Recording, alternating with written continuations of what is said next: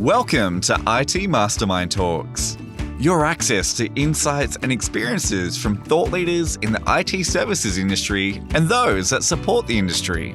Our podcast features not only the seasoned professionals charting their start to exit journey, but also the key contributors who help ensure their success.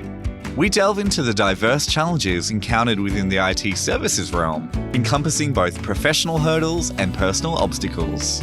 Join us, be part of our growing community, and engage in the conversation. Hosted by Ian Markram of LoadingGrowth. Hi, I often get asked why businesses succeed and other businesses fail.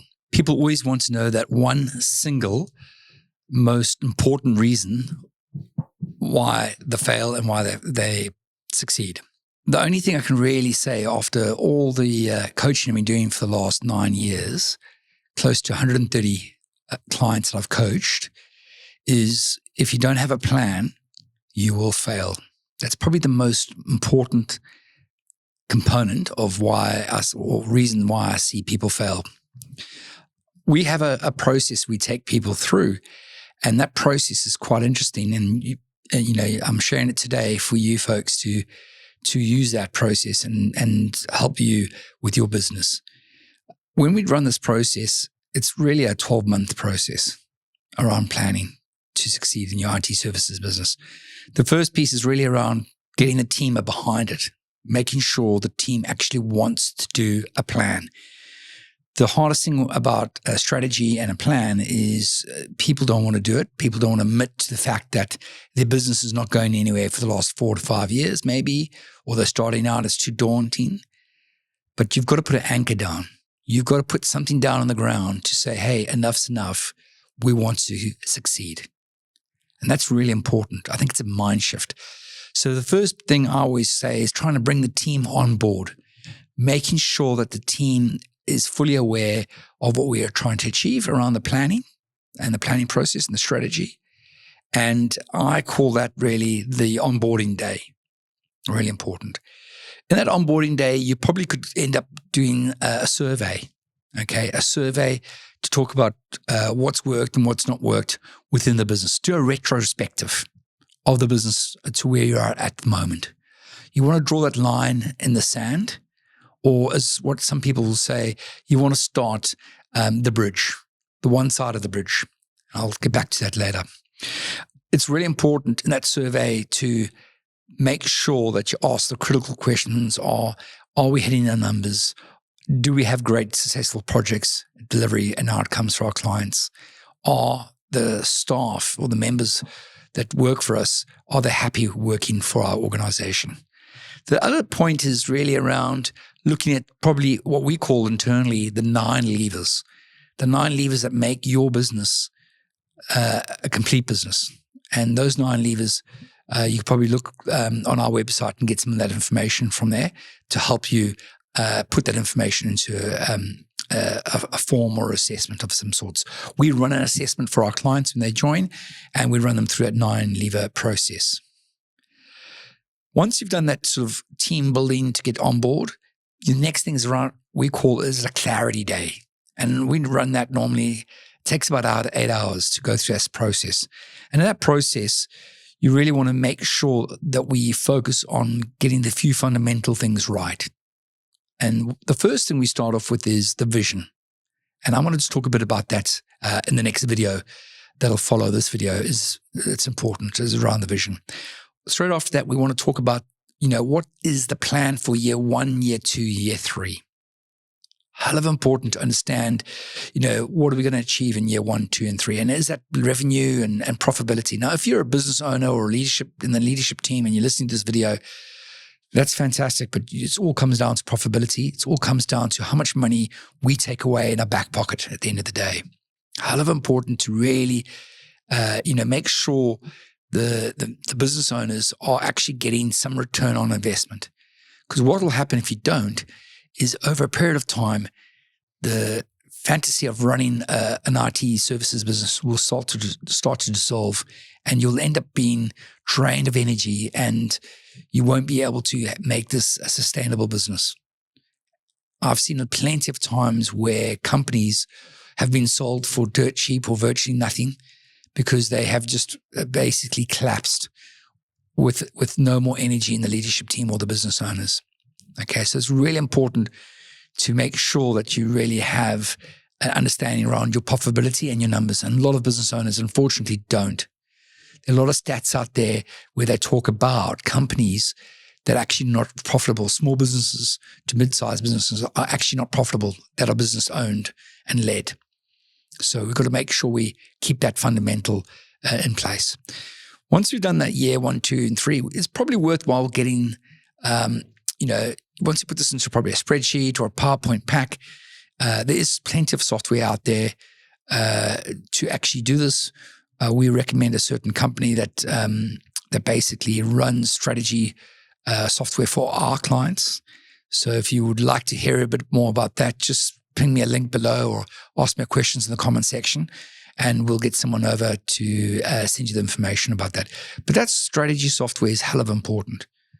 The biggest challenge is once you've done a strategy and put something in place, is how do you keep yourself accountable? And what we've noticed in the past around spreadsheets and PowerPoints and everything else, Word documents, is that people forget those really quickly.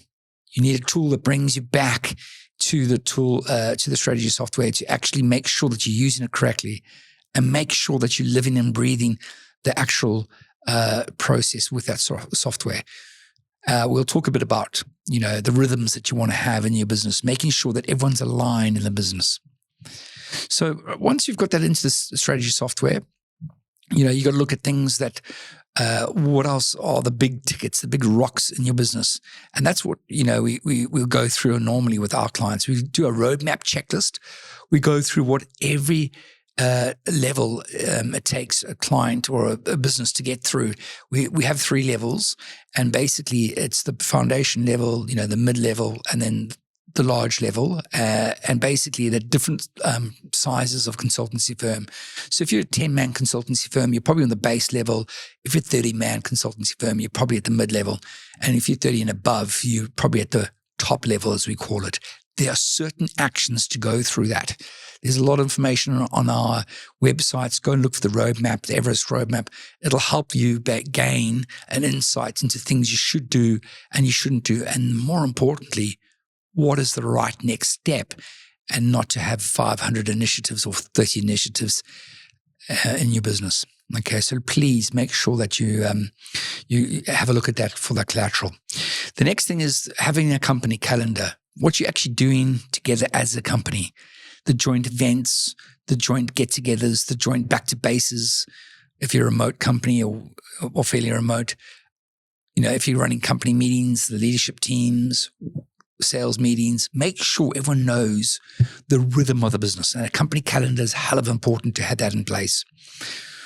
What we also do on the Clarity Day is really focus on the preloaded calendar, trying to free up the leadership team from some of those meetings that they shouldn't be attending, and they also making sure that they're attending the right meetings and have the right actions out of those meetings. It's no point having meetings for the sake of having meetings. We've all been there, and we realize you're burning so much time and so much energy and your own money if you're the owner, attending meetings that aren't driving value back to the business. Okay, so make sure you look at that preloaded calendar. We then, what we normally do is we talk a bit about the process around the boardroom calls. Okay, and then we talk about the monthly check-ins, making sure you have those things in there as well, and the quarterly rocks that are going to drive. So we want to make sure we understand those things in the Clarity Day. Okay, and last of all, we have a bit of a scorecard. You can actually create your 5 to 6 KPIs that you think you'll need to run your business effectively over the next 1, 2, and 3 years. Once we've done the Clarity Day, it's a bit of a workshop mode. You probably could take those actions away, and then it might be a couple of sessions after that you actually formalize the plan itself and the strategy and how you will take your business and grow your business. Okay. Now, a lot of people come to me and they say, look, they want to grow the business, 50, 60% year on year. And that's quite difficult in a services environment. Unless you've got scalability, offshoring, or you've got a managed services environment, where you can actually have a lot of that stuff that you can scale with. It's quite difficult. So just make sure, a little bit of a point I always say is 20 to 30% of sustainable growth is normally what we try to help our clients grow every year on year. Because you want to have fun while you're doing this, and you want to keep on making sure that you don't burn your staff out and yourself as you go through this amazing journey with your business. What we do is we try and formalize certain things when we work with our clients, and something you could take away from this call or the session is really around having a weekly a boardroom call. And you just got to really talk about that with your team, your leadership team, or even if it's one or two people, get them together in the company and talk about the wins. What issues that you've currently, gone on the actual agenda for the moment or coming up for that week?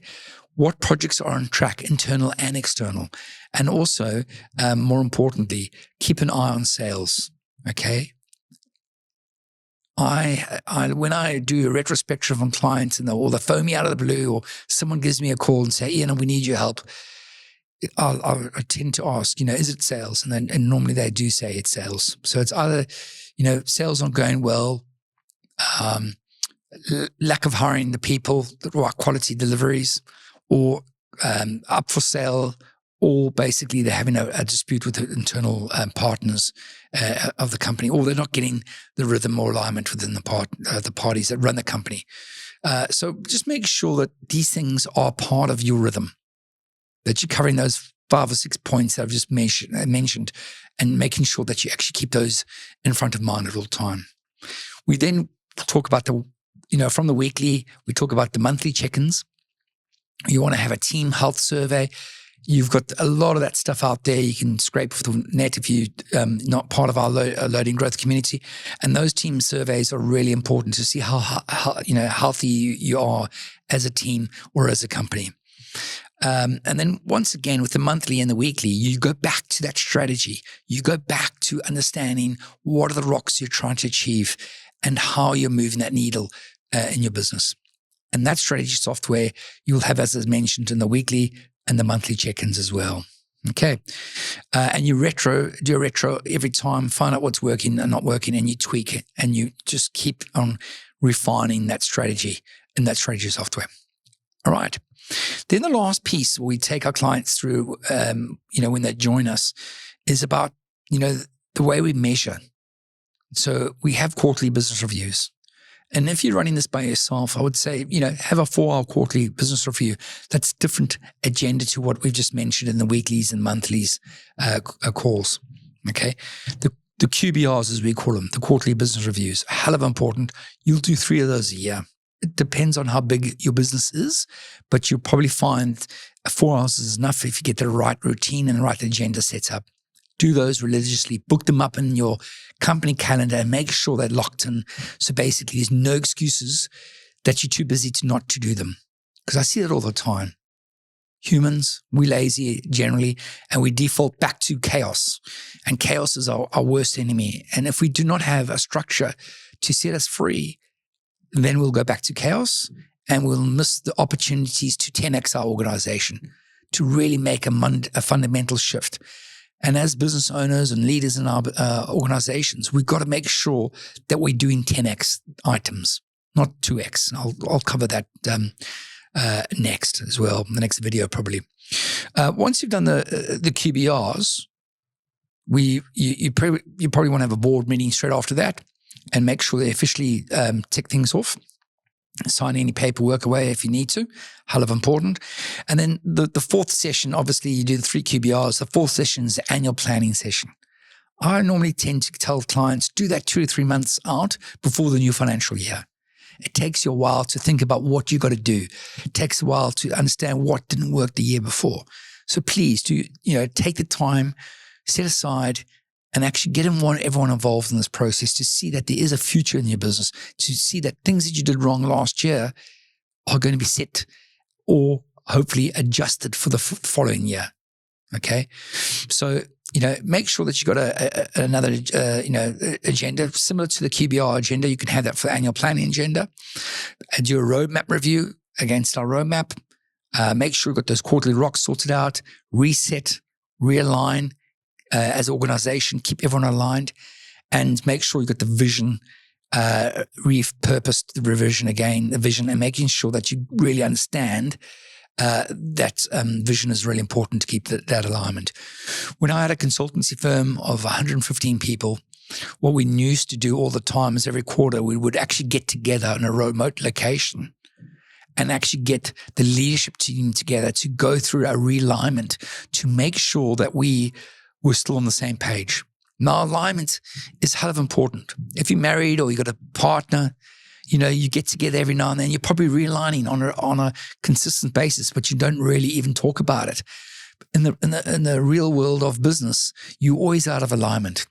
Okay, so you've got to take that time on a quarterly basis to spend time with each other, quality time, to realign and make sure that you guys as a team are focused on the major nuggets, the rocks that are going to drive your business forward.